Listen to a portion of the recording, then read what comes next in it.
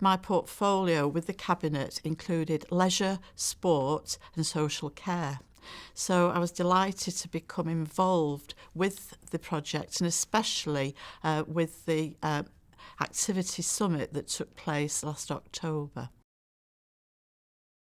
Last summer, when I was presented with some research, some findings that were showing that Oldham was very, very low down the league tables in terms of activity, and the effects that this was having on people's health, well-being, socialising. For me, I didn't have to think twice about joining the project, supporting the project and promoting the project, because all the things that Oldham wants for its people, it seemed to cover those off. And I just saw this as a really positive way of promoting the health, the fitness, and again, as I say, the economic prosperity.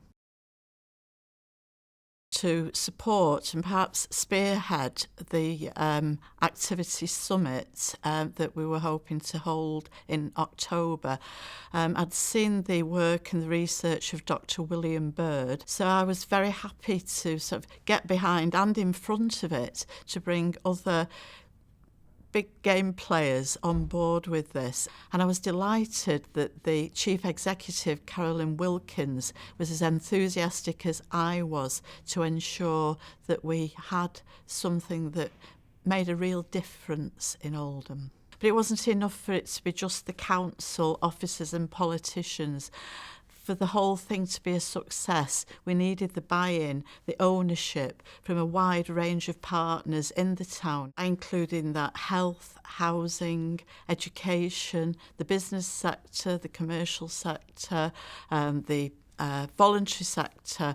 And it was important that together we got all these people together to share experiences, but also make commitments to the same things that the council were making commitment to make these improvements in behaviour for health, well-being, tackling loneliness, tackling isolation and improving the economy of the town. Because the council played a lead role in the activity summit and the commissioning project, we were able to collect and collate a lot of data that came in from the partners.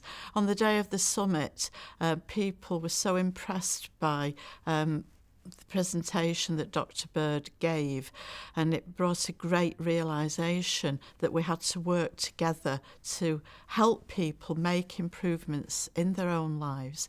And people were asked to make pledges, written pledges, which were then collected.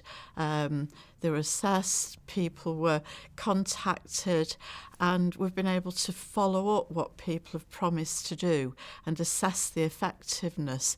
So as sort of the lead on this project, it's been important for us in planning, but also disseminating the information to our partners to show them just what their commitment has meant and the differences that it's making. With regard to the pledges, I decided to lead by example, and I made a pledge to become more active myself, to look for places in my own ward where we could start projects or encourage or enable projects to thrive.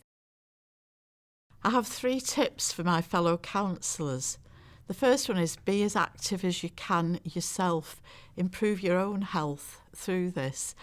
And it doesn't need to be a chore or a burden, because you can be active in ways that you enjoy. It doesn't have to just mean the gym. You can swim, walk in the parks, run in the parks, gardening, dancing, panel bowling. All these things will help you to become more fit and active and more healthy yourself.